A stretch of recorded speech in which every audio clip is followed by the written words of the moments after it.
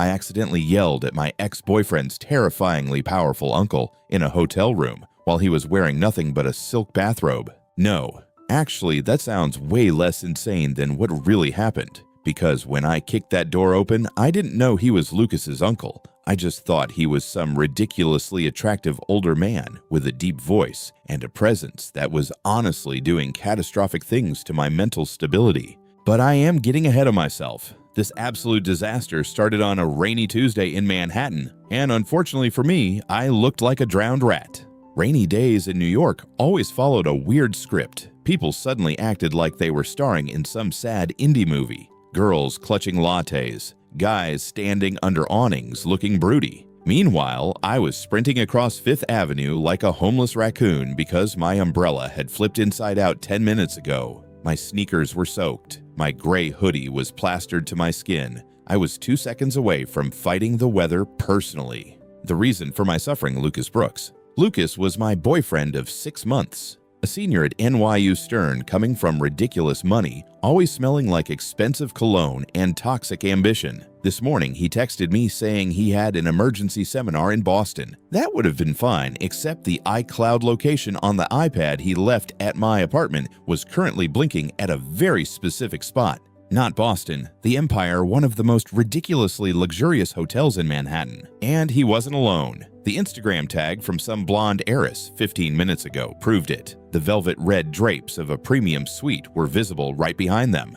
Rage completely overrode my survival instincts. No crying, no dramatic breakdown. I just wanted to go there, slap him into the next business quarter, throw his cheap promise ring into the trash, and end this disgusting charade. I stormed into the lobby of the Empire, leaving a pathetic trail of rainwater on the imported Italian marble. Before security could intervene, I slipped into the elevator. 8th floor, room 808. I stopped in front of the massive mahogany door. My heart hammered against my ribs. I took a deep breath, mentally reviewing the sharp, venomous breakup speech I had been drafting on the subway. I raised my fist and pounded on the door 3 times. Silence. I grabbed the handle. Weirdly, it wasn't locked. My heart skipped a beat. They didn't even bother locking the door. Disgust flared in my chest. I shoved the door open and marched in like a hurricane. Lucas, you absolute garbage fire of a human being. I snapped loud enough to wake the dead. Did you honestly think I was that stupid a seminar in Boston or a seminar in bed with?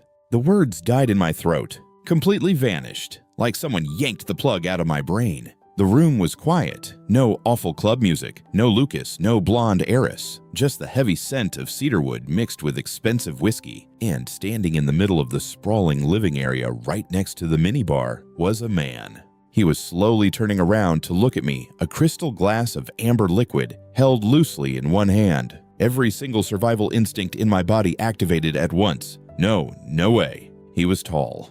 Ridiculously tall, broad shoulders hidden beneath a dark silk bathrobe. His black hair fell slightly across his forehead, looking damp.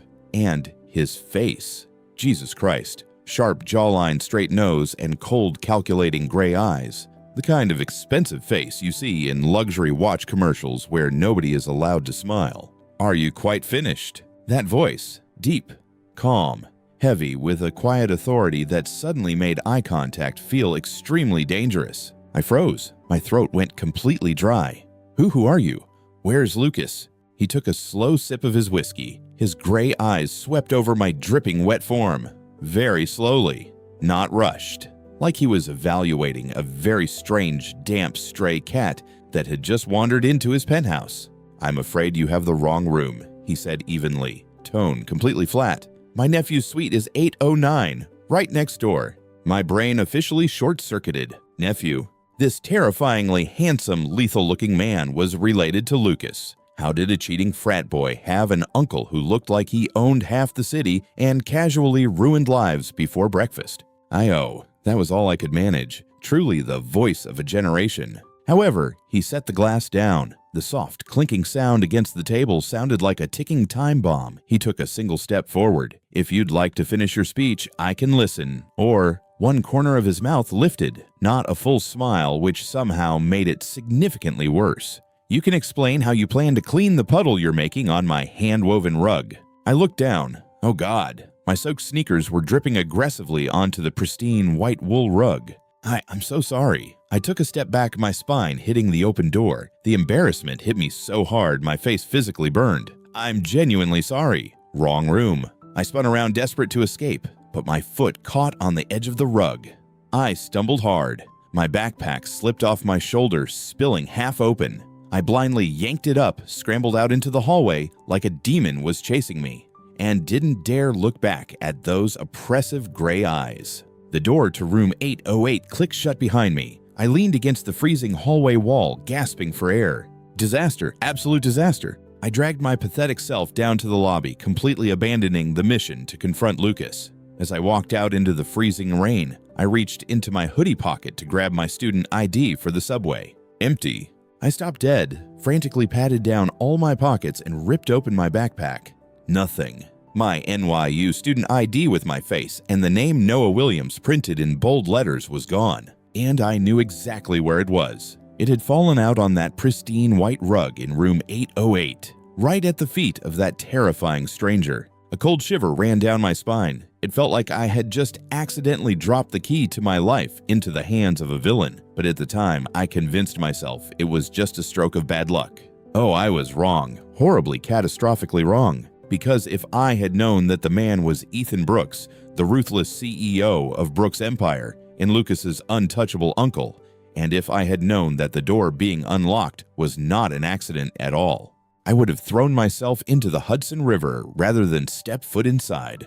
There is a special place in hell for men who cheat, but I am absolutely convinced there is a VIP lounge reserved exclusively for men who cheat and then act like nothing happened.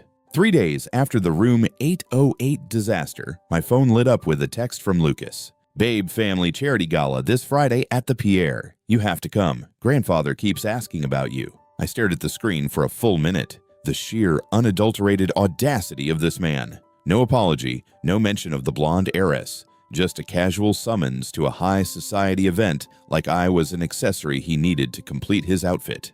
A healthy, emotionally stable person would have blocked his number-ordered takeout and moved on with their life. Unfortunately, I am none of those things. I am petty, and I was angry. So I replied I will be there, because I wasn't going to just ghost him. Oh no. I was going to show up looking absolute perfection, stand in front of his snobby family, and publicly dump him so hard his ancestors would feel the impact. It was a flawless plan, a cinematic masterpiece of revenge. Which meant, of course, the universe was about to punish me for my arrogance. Friday night arrived. The ballroom of the Pierre Hotel was a masterclass in aggressive Manhattan wealth. Crystal chandeliers that probably cost more than my entire college tuition, string quartets playing aggressively polite Mozart, waiters gliding around with silver trays of champagne.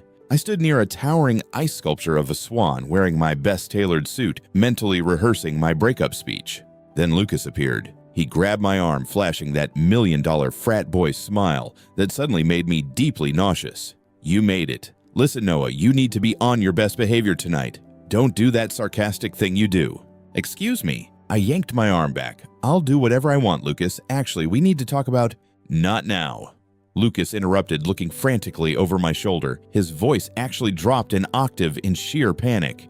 He is here. My uncle. He just flew back from London to take over the board of the entire Brooks Empire. If he likes you, my trust fund is secure. Come on. Before I could protest, Lucas gripped my wrist again and dragged me across the ballroom. Lucas, I literally do not care about your trust fund or your uncle. I hissed, trying to dig my heels into the marble floor. Just smile and look pretty, Noah. He's terrifying, but he respects academics. You're a valedictorian, use that. We approached a secluded VIP section near the towering floor-to-ceiling windows. A group of older, incredibly wealthy-looking men were clustered together, but they were all orbiting around one central figure. A man standing with his back to us. Tall, broad shoulders wrapped in a perfectly tailored midnight black bespoke suit. One hand resting casually in his pocket, the other holding a crystal glass of whiskey. Something about the line of his shoulders looked horribly, dangerously familiar. My heartbeat stuttered. No. Uncle Ethan.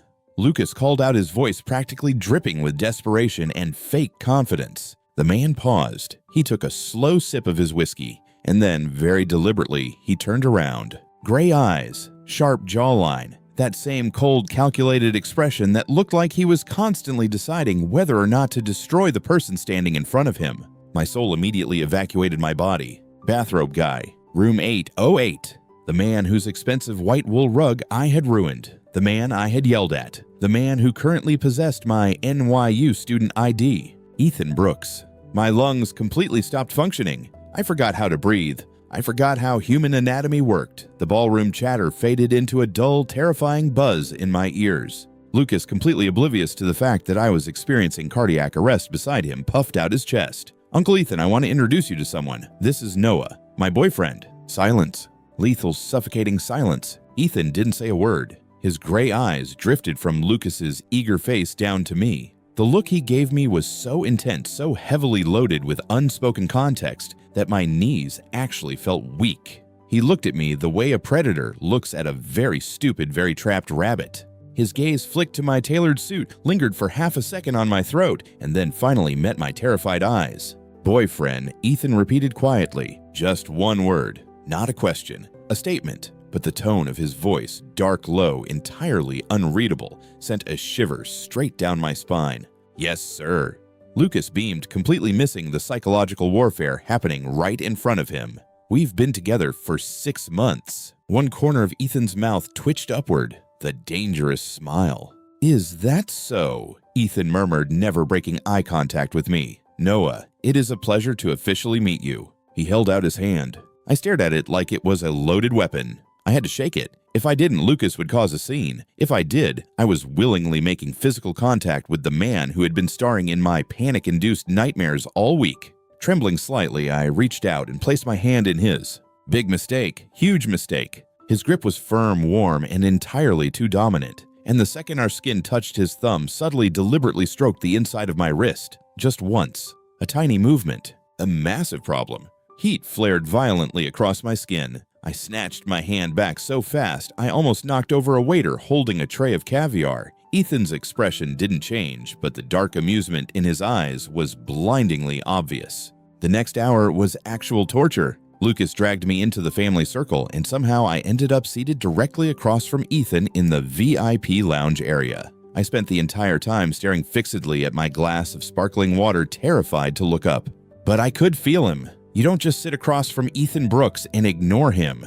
He commanded the space effortlessly. Every time he spoke, the room listened. Every time he shifted his weight, my nervous system panicked. At one point, Lucas laughed loudly at a joke someone made about the recent heavy rainstorms in the city. "Tell me about it," Lucas scoffed, swirling his champagne.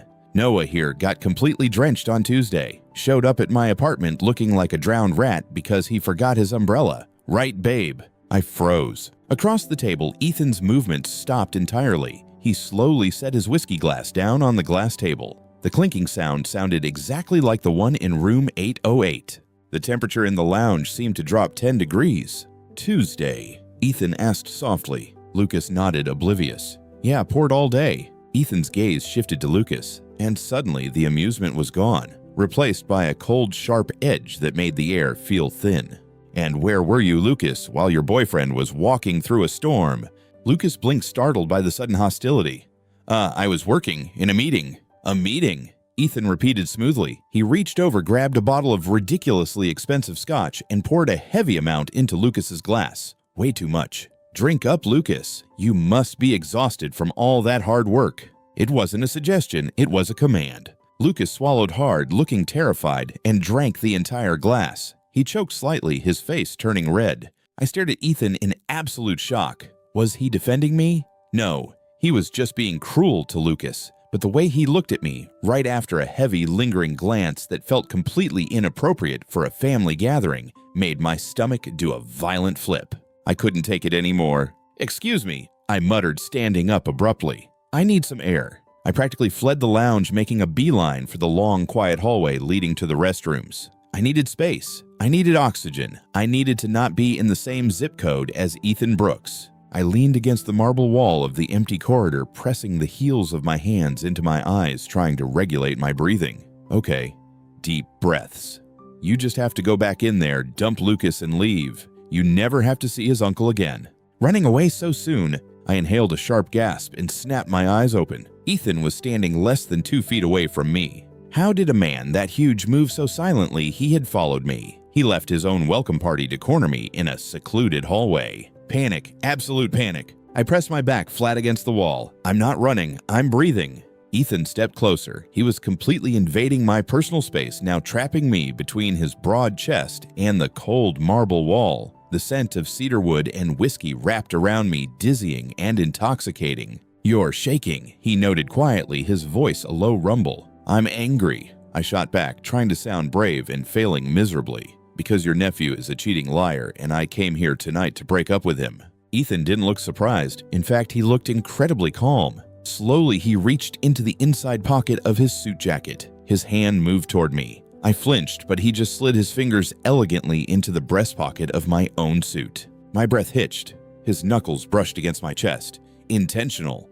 Definitely intentional. He pulled his hand back, leaving something small and hard inside my pocket. I looked down. The edge of my NYU student ID was peeking out. I looked back up at him, my heart hammering violently in my throat. Ethan leaned in his lips just inches from my ear. His breath was warm against my skin, sending a jolt of electricity straight down my spine. "Your taste in men, Noah," he whispered, his voice dangerously soft, "is considerably worse than I thought." Before I could even process the words, he pulled back, gave me one last devastatingly long look, and walked away down the hall, leaving me entirely, completely ruined. After the gala, my survival strategy was brilliantly simple. Avoidance. Total, unadulterated, cowardly avoidance. I blocked Lucas on every conceivable platform, practically threw my phone into the East River, and buried myself entirely in my work. As a senior at Stern, my final ticket out of this mess was the annual Business Incubator, a massive high-stakes startup pitch competition. The winner got a multi-million-dollar seed grant and guaranteed industry backing. It was everything I had worked for. My startup model was solid, my presentation was flawless, and for exactly 6 days, my life was peaceful, boring, safe. Then the university officially announced the lead investor and primary judge for this year's competition, Brooks Empire, represented personally by their new CEO, Ethan Brooks. Of course, because the universe didn't just hate me, it was actively writing a psychological thriller at my expense. Suddenly, the man I was desperately trying to avoid was everywhere. He didn't just judge the final panel, he oversaw the entire final month of the incubator. He was in the lecture halls. He was in the glass-walled conference rooms. He was walking down the corridors in those ridiculously expensive three-piece suits, radiating so much authority that students practically parted like the Red Sea when he approached. And the worst part, he treated me exactly like everyone else. Professional, distant, cold. If you asked anyone else in that program, they would say, Ethan Brooks barely knew I existed. But I knew. Oh, I knew. Because every time I presented a financial model, I could feel those terrifying gray eyes tracking my every movement. Whenever I answered a question, there was a fraction of a second where the room went completely silent and Ethan would simply stare at me. A heavy, loaded stare that made my pulse hammer violently against my ribs. He was pushing me, testing me. And then Lucas decided to make things ugly. Stripped of his grandfather's immediate favor, after the gala, Lucas was angry petty and looking for a target. Since my team was the frontrunner in the incubator, he started using his frat boy connections to sabotage our supply chain data. He actively blocked our access to crucial market research. He even accidentally deleted a shared server folder containing our beta testing results. I was furious. I was exhausted. By the third week, I was practically living in the campus lab. It was a Thursday, 2:14 a.m. The rain was slamming against the massive glass windows of the lab. The room was completely empty except for me staring at a blindingly bright laptop screen 2 seconds away from having a mental breakdown over a corrupted spreadsheet. I dropped my head onto the desk with a pathetic groan. If you die in my incubator lab, the paperwork will be incredibly tedious. I almost inhaled my own soul. I shot up from the desk. Standing in the doorway, looking entirely too awake for 2 a.m. was Ethan. He wasn't wearing his suit jacket. His tie was loosened, and the sleeves of his crisp white shirt were rolled up to his forearms. Jesus Christ. That look should have been illegal. It was doing catastrophic things to my emotional stability. I stared at him, my brain completely malfunctioning. "What are you doing here?" Ethan walked into the room. Slow, measured steps. The scent of cedarwood cut through the stale air of the lab instantly. He didn't answer my question. Instead, he stopped right next to my desk and set down a sleek paper cup. Black coffee, exactly the way I liked it. "You look terrible, Noah," he said quietly, his voice a low, smooth rumble in the empty room. "Thank you." I muttered, grabbing the coffee like it was a life preserver. "I'm currently being professionally sabotaged by your garbage nephew, so my skincare routine has taken a backseat." Ethan leaned his hip against the edge of my desk. He was so close I could feel the heat radiating from him. The physical proximity was suffocating, terrifying, and completely intoxicating. "I know what Lucas is doing," Ethan said calmly. I paused mid-sip. I looked up at him, my eyes narrowing. "You know, and you're just letting him do it." "Yes." The blunt honesty actually shocked me. "Why are you protecting him?" "I don't protect mediocrity," Ethan replied coldly. Then his gaze softened, just a fraction. The shift was so tiny, but it hit me right in the chest. He looked down at me, his eyes dark and intense. "But I also don't coddle potential. If you want to win this, Noah, you have to prove that his pathetic attempts to ruin you don't work. You have to beat him yourself." Silence. Heavy, dangerous silence. He didn't offer to magically fix my problem. He didn't offer to play the white knight and destroy Lucas for me. He expected me to be ruthless. He respected me enough to let me fight my own battles. And honestly, that was the most devastatingly attractive thing he could have possibly said. My heart did a stupid, violent flip. "You're impossible," I whispered.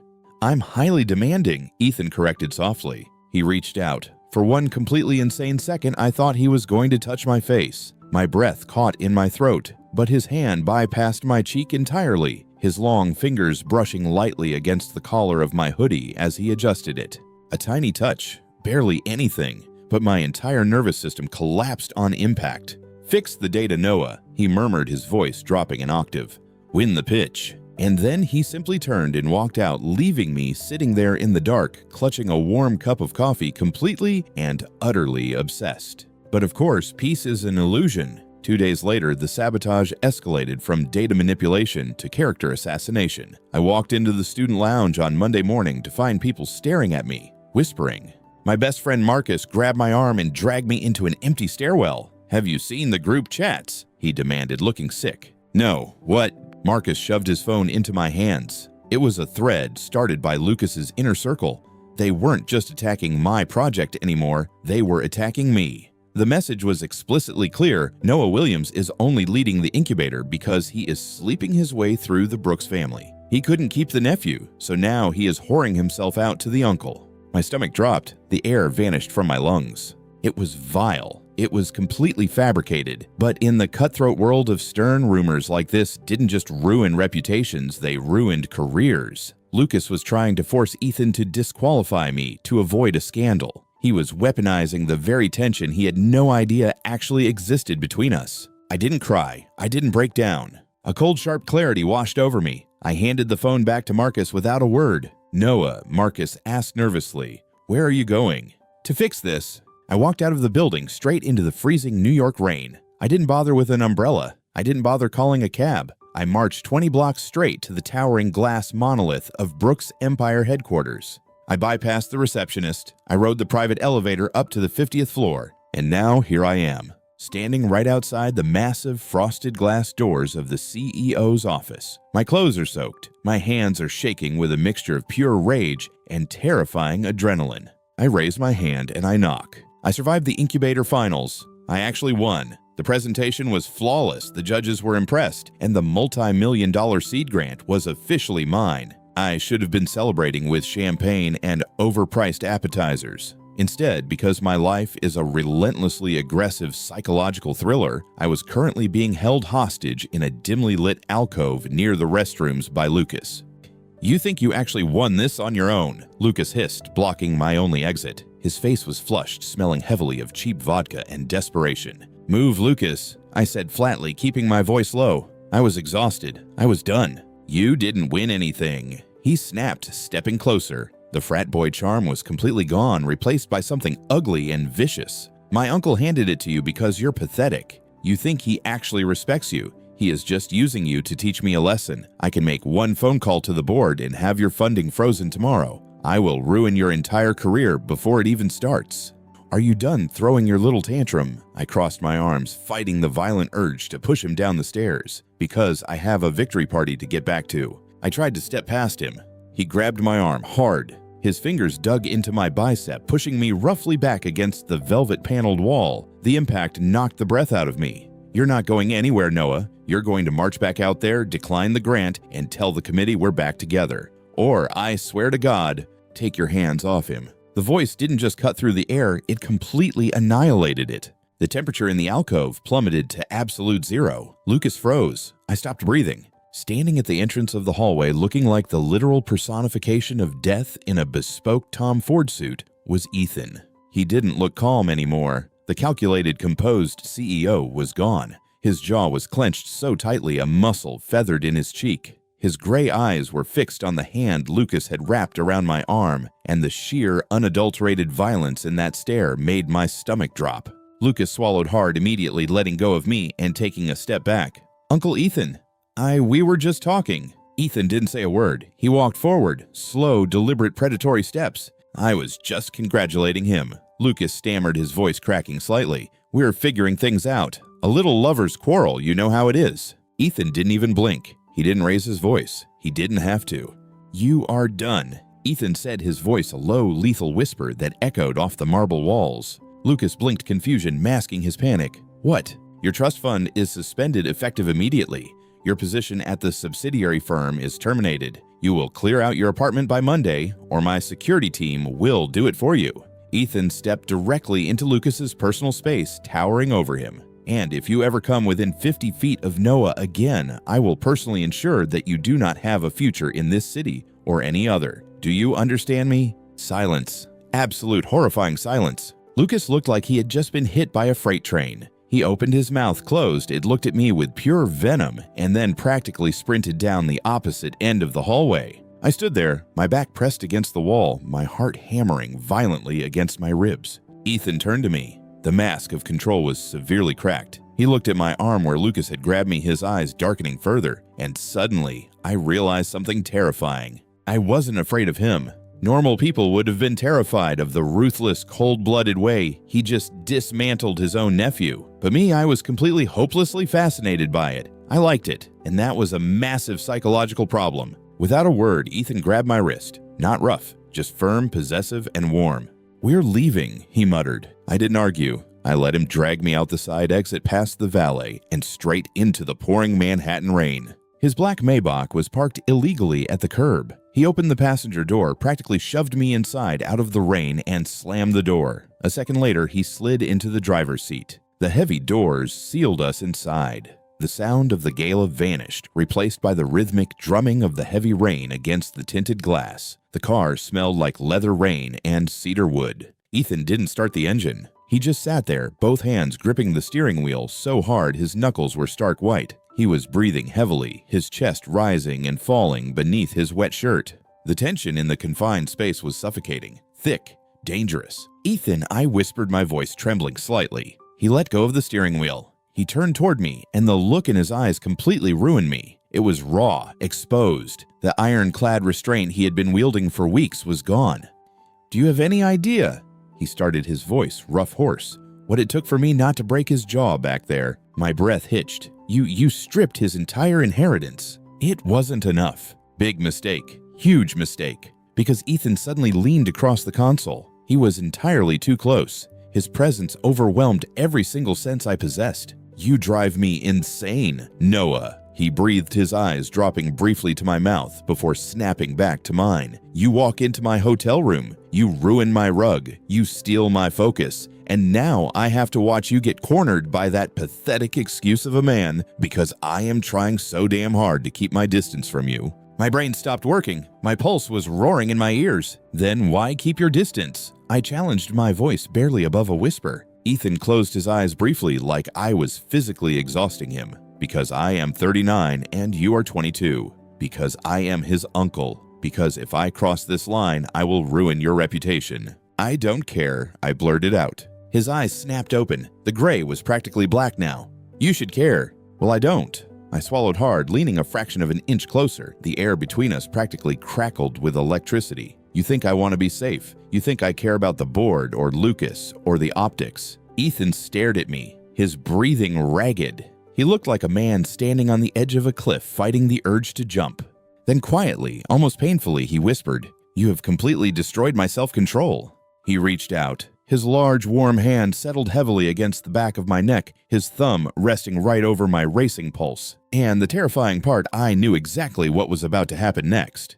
And I wasn't going to stop him. For exactly 5 seconds inside that Maybach, I thought Ethan was actually going to kiss me. His hand was on my neck. His thumb was pressing right over my erratic pulse. His gray eyes were so dark, they were practically black, tracking the slight parting of my lips. The air in the car was so thick with tension, I could physically taste it. I leaned in, completely surrendering every ounce of my sanity, ready for the impact. And then Ethan closed his eyes. He inhaled a sharp, ragged breath, his jaw locking so tight it looked painful. Slowly, agonizingly slowly, his hand slipped away from my skin. "Put your seatbelt on, Noah," he said, his voice entirely hoarse. He didn't look at me. He turned around, shifted the car into gear, and drove me straight back to my apartment in absolute deafening silence. When I got out of the car, he didn't say goodbye. He just waited until I was safely inside the lobby before the Maybach vanished into the pouring rain. And just like that, my life officially transitioned from a psychological thriller into a tragic, agonizingly slow-burn Victorian romance.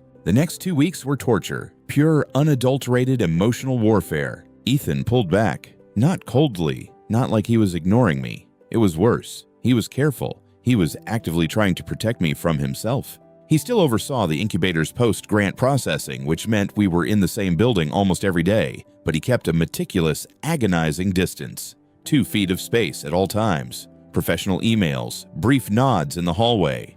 But I caught him looking. Whenever he thought I was distracted, whenever I was talking to my team or looking at a screen, I could feel the heavy, burning weight of his stare. And the second I looked up to meet it, he would look away, his jaw tightening into that familiar, lethal line. It was driving me completely insane, because the space between us wasn't empty, it was vibrating. Every time he handed me a document, he made sure our fingers didn't brush. Every time we were in an elevator, he stood rigidly by the buttons. He was building a fortress around himself, and the terrifying realization hitting me was that he was doing it because he was terrified of what would happen if the walls fell. And then the 2 a.m. texts started. It happened on a Wednesday. I was lying in bed staring at my ceiling, completely unable to sleep because my brain was replaying the ghost of his hand on my neck for the 1,000th time. My phone buzzed on the nightstand. Unknown number, but I already knew. "You should be asleep."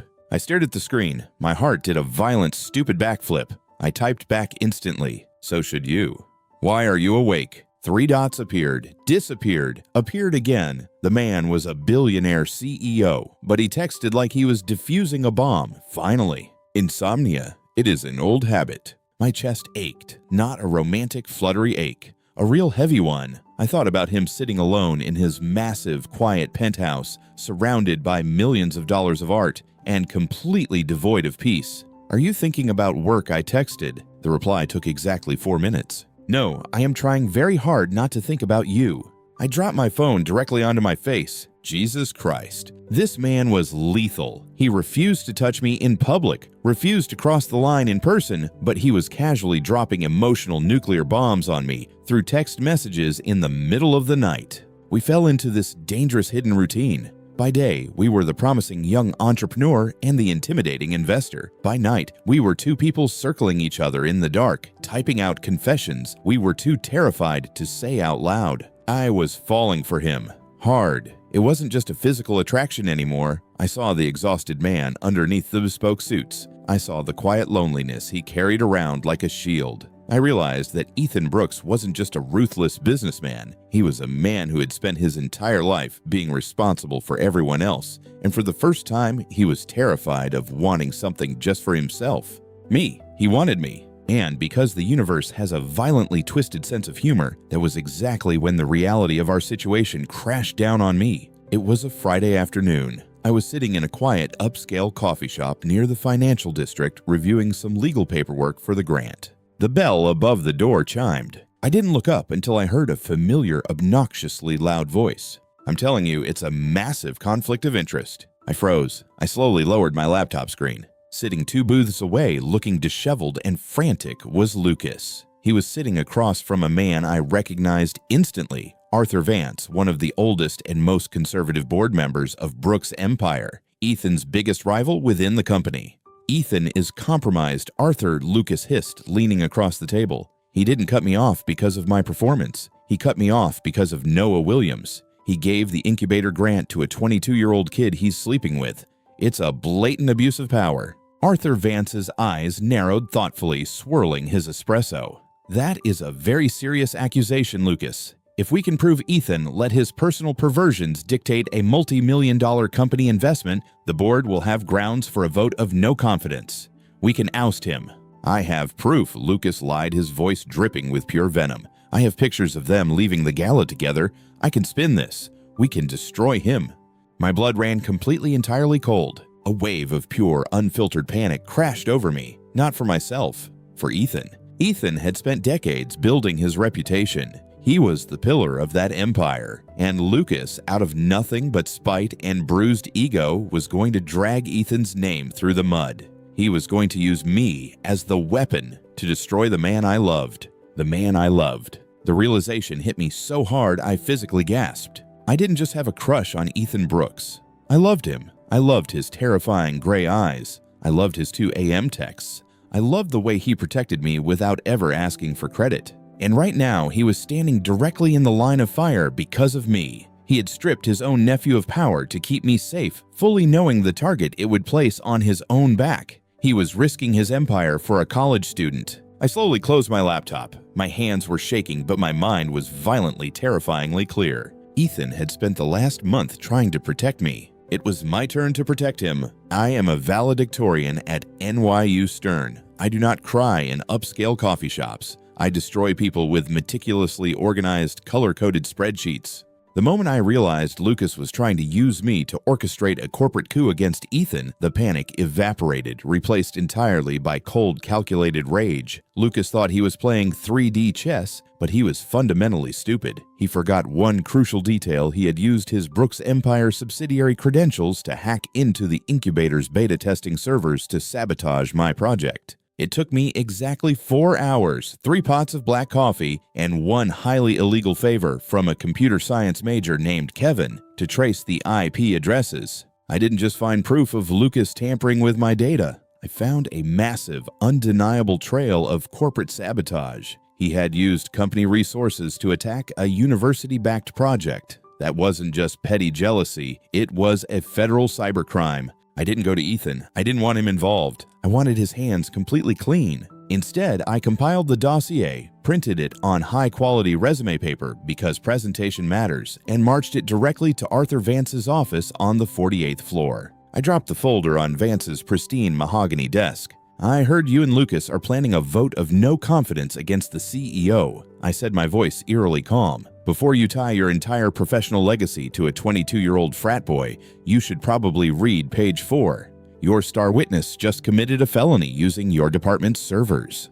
Vance's smug expression faltered. He opened the folder. I watched the color rapidly drain from his face as he realized his pawn was entirely radioactive. "If this gets out, the SEC will tear this division apart," I stated simply. "You will drop the accusations against Ethan Brooks. You will bury this rumor, and Lucas Brooks will be escorted out of this building by security before lunch, or I forward this entire file to the Wall Street Journal." Checkmate. By 1 p.m., Lucas was publicly dragged out of the Brooks Empire lobby by 2 massive security guards screaming something about his trust fund while holding a cardboard box of his desk supplies. The rumor about me and Ethan died instantly, replaced by the infinitely more scandalous truth of Lucas's corporate treason. The threat was gone. Ethan's empire was safe, and suddenly I had absolutely nothing left to hold me back. My heart was hammering so violently against my ribs, I thought I was going to pass out. The adrenaline was pure fire in my veins. I bypassed the receptionist on the 50th floor. I didn't knock. I pushed open the heavy frosted glass doors to the CEO's office and stepped inside. Ethan was standing by the floor-to-ceiling windows, looking out over the Manhattan skyline. He turned around as the doors swung shut. He looked exhausted. The circles under his gray eyes were prominent, his tie slightly undone. But the moment he saw me, his entire posture shifted. "Noah," he breathed, stepping away from the glass. "Arthur Vance just withdrew his petition. Lucas was escorted off the premises. What did you do?"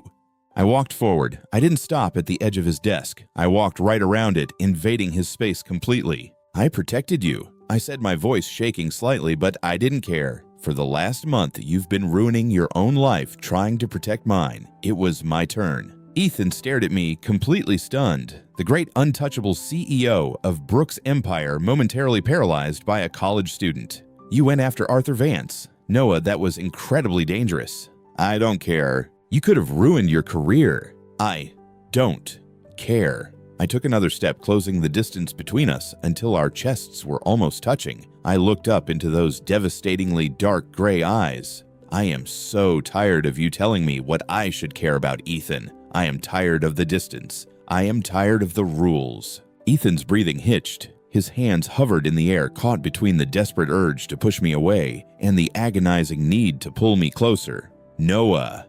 It was a warning, a final crumbling plea for sanity. Shut up, I whispered. I reached up, grabbed the lapels of his expensive bespoke suit, and pulled him down to me. I kissed him. For one agonizing, terrifying second, he froze. His entire body went rigid. My heart plummeted. I made a mistake. But before I could pull away, Ethan let out a sound, a low, desperate groan that completely shattered the quiet of the office. His large hands clamped down on my waist, gripping me so hard it almost bruised, and he kissed me back. It wasn't a gentle, romantic kiss. It was explosive. It was weeks of suppressed jealousy, insomnia, and agonizing restraint completely snapping. He backed me up until my spine hit the edge of his mahogany desk, his mouth hot and demanding against mine, his fingers tangling roughly in my hair. My brain completely short-circuited. I clung to his shoulders, kissing him back with every ounce of frustration and desperation I had been carrying. He tasted like expensive coffee and mint.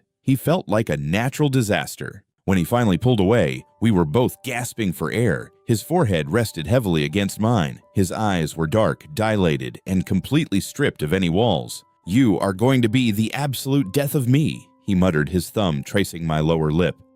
Good, I managed to say, my knees feeling dangerously weak. A quiet, breathless laugh escaped him. He pressed a soft, lingering kiss to my jaw, then buried his face in my neck, inhaling deeply, like I was the only oxygen left in the room. I was going to lose my mind, Ethan confessed quietly, his voice vibrating against my skin. Watching him touch you, watching you sit across from me at that gala. You started it, I accused, weakly, my hand still gripping his shirt. You left your hotel door unlocked that day. Ethan pulled back slightly. He looked down at me, and that dangerous, devastating half-smile finally appeared. Not the guarded one. A real, genuine one. You think that was an accident? I blinked. What? Noah, Ethan murmured, his hand smoothing down my sides. I was in the lobby of the Empire when you walked in. I saw the look on your face. I knew exactly whose room you were going to. I knew my nephew was a liar. My jaw dropped. You knew. I knew if you walked into room 809, it would break your heart, Ethan said softly. So I went up first. I left 808 cracked open. I wanted you to walk into my room instead. Silence. Absolute earth-shattering silence. My brain struggled to process the sheer magnitude of this confession. He hadn't just met me by accident. He had deliberately intercepted my heartbreak. He had orchestrated the entire wrong room encounter. You absolute psychopath. I whispered, though I couldn't stop the smile from spreading across my face. Ethan's eyes softened, filled with an intensity that completely anchored me. I prefer the term highly strategic.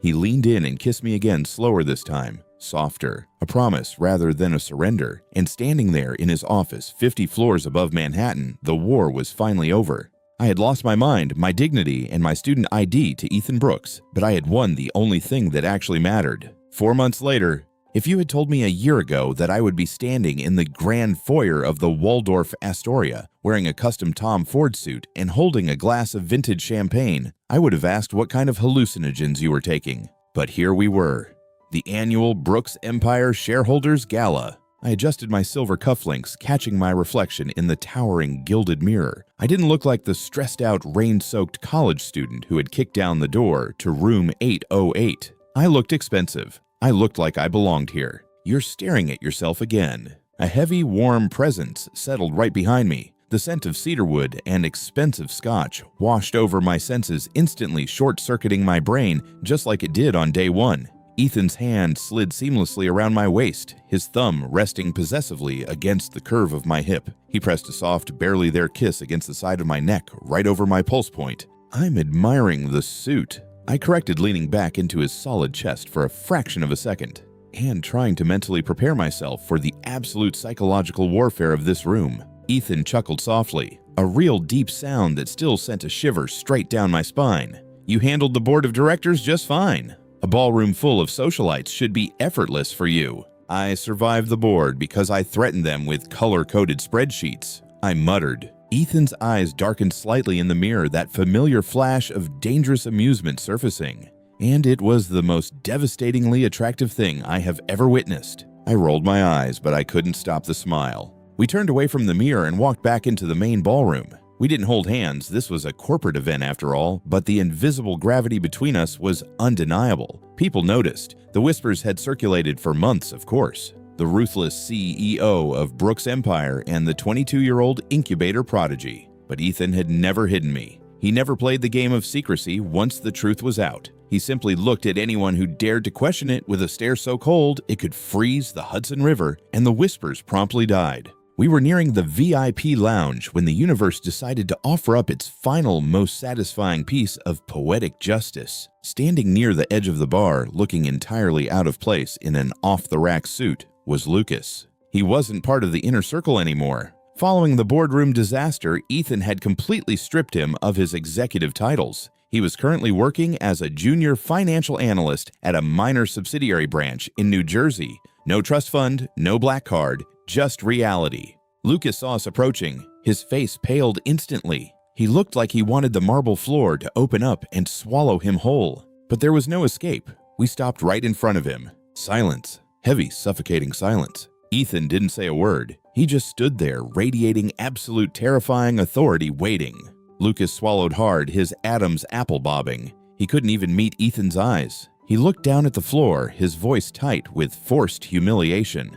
"Good evening, Uncle Ethan." Ethan gave a single curt nod, a dismissal in its purest form. But it wasn't over. Lucas's eyes flicked over to me. The tension in the air snapped tight. For a second, I saw the old Lucas, the arrogant frat boy who thought he could use me, cheat on me, and then throw me away. But that guy was dead. The man standing in front of me now was completely powerless. He knew with absolute certainty that the person standing next to his terrifying uncle, the person who held Ethan Brooks's heart and complete loyalty, was me. Lucas gritted his teeth, the reality of his total defeat finally crashing down on him. "Noah." Lucas forced out his voice barely above a whisper. It was respectful, defeated, a complete surrender. I looked at him. I didn't gloat. I didn't sneer. I just took a slow sip of my champagne and gave him a polite, entirely indifferent smile. "Lucas, nice suit." I turned and walked away, Ethan a solid, unwavering presence right beside me. The absolute vindication of that moment was intoxicating. I had walked into this mess as a victim of a cheap betrayal, and I was walking out of it, holding the king. The gala ended, the noise faded. The real victory wasn't the public humiliation of my ex. The real victory was what came after. Sunday morning. The penthouse was quiet, save for the soft rhythm of rain tapping against the massive floor-to-ceiling windows. The city below was a blur of gray, but inside it was warm. I was sitting cross-legged on the kitchen island, wearing absolutely nothing but one of Ethan's oversized dark gray hoodies. It swallowed me whole and smelled exactly like him. I was scrolling through the final launch metrics for my startup on my iPad, chewing absently on a strawberry. "You're working on a Sunday." I looked up. Ethan walked into the kitchen wearing soft gray sweatpants and a plain white t-shirt. His hair was messy from sleep, his jaw lined with morning stubble. Jesus Christ. It had been months, and looking at him still felt like a direct attack on my cardiovascular system. The terrifying corporate titan was entirely gone. This was just Ethan. My Ethan. "I'm not working, I'm analyzing," I corrected smoothly. He walked right up to the island, stepping between my knees. He didn't even look at the iPad. He just reached up, gently closed the cover, and pulled it out of my hands, setting it on the counter. "Hey," I protested weakly. "Sundays are mine," he murmured. His large hand settled on my thighs, warm and grounding. He looked up at me, his gray eyes completely soft, stripped of every wall, every defense, every ounce of calculated restraint. The sheer depth of love in that look still had the power to completely ruin me. He leaned in and kissed me. Slow, lazy. A deep, familiar tasting of mint and morning coffee that made my entire body melt against him. My hands automatically found their way into his messy hair, pulling him closer. When he pulled back, he rested his forehead against mine, his thumbs drawing slow circles on my skin. "You feel like home," he whispered. I smiled against his mouth, my chest aching in the best possible way. "You're getting entirely too soft, Mr. Brooks," I teased quietly. "Only for you." I wrapped my arms around his neck, burying my face in his shoulder, listening to the steady, calm rhythm of his heartbeat. People always talk about love like it's supposed to be simple, like it's supposed to make sense. But there was absolutely nothing simple about how we started. It was messy, it was forbidden, it was a catastrophic collision of boundaries, age gaps, and family drama. It was, objectively speaking, a massive mistake. But as Ethan's arms tightened around me, holding me like I was the center of his entire universe, I realized the terrifying truth. I would kick down the door to room 808 1,000 times over just to find him all over again.